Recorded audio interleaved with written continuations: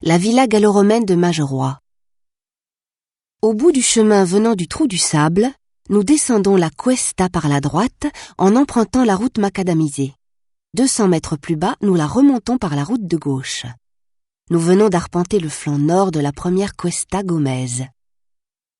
Au sommet, nous allons vers la droite. Nous voici à nouveau sur le sommet de la Cuesta. Côté sud, le hameau de Nantimont, qui fut seigneurie. Côté nord, le village de Abbé-la-Vieille. Après quelques courbes, le chemin devient droit et plat. À partir d'ici, nous sommes sur le chemin des Romains. Lors du creusement de la tranchée ouest de l'autoroute actuelle, on découvrit cependant que les structures de pierre plate de ce soi-disant chemin romain n'étaient que la face supérieure d'un lit de grès jaune à cœur bleu, bien épandu à plat. Passons les 3 croisements et poussons jusqu'au bout de la ligne droite près des sapins. Côté nord, en contrebas de la Cuesta, voici les vestiges de la villa gallo-romaine de Mageroi. Nous descendons le chemin en bordure de la Sapinière.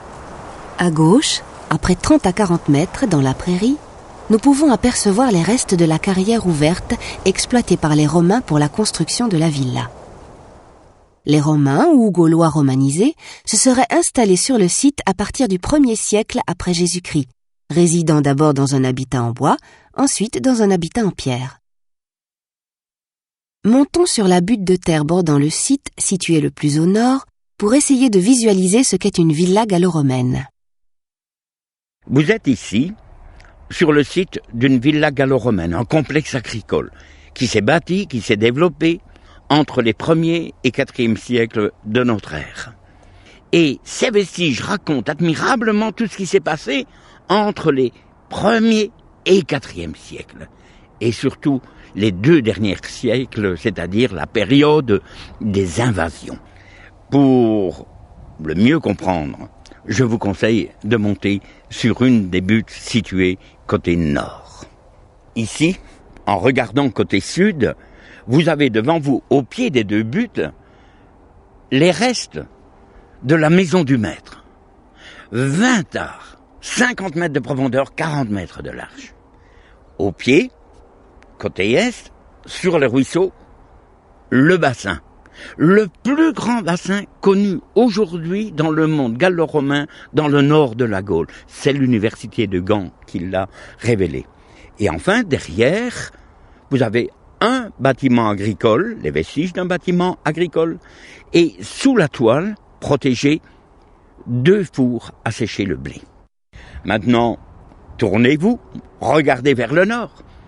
Vous allez me dire, mais il n'y a pas de vestiges. Si, nous avons là le domaine complet de la villa, les champs, les bois, la rivière, mais surtout nous avons tout près, enfouis et cachés sous l'herbe, d'autres bâtiments qu'il nous faut encore fouiller, 3 hectares de bâtiments. Avant de quitter le site, notons encore qu'il témoigne aussi des débuts de la formation du paysage actuel, né après la dernière glaciation. En effet, un ancien étang naturel formé dans une cavité post-glaciaire a été mis au jour sous le grand bassin de la villa gallo-romaine.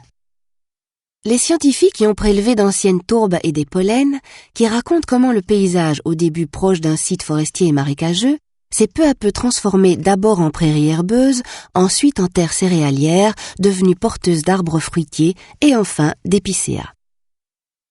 Au nord du village, en bordure de la forêt, la présence d'un grand tumulus indique que le paysage à l'époque romaine était déjà ouvert comme nous le voyons.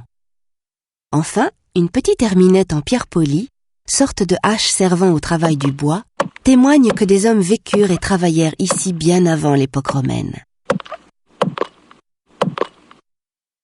Des visites guidées de la villa sont organisées par l'ASBL Arcab, responsable du site et des fouilles, avec l'aide du syndicat d'initiative et de la région wallonne.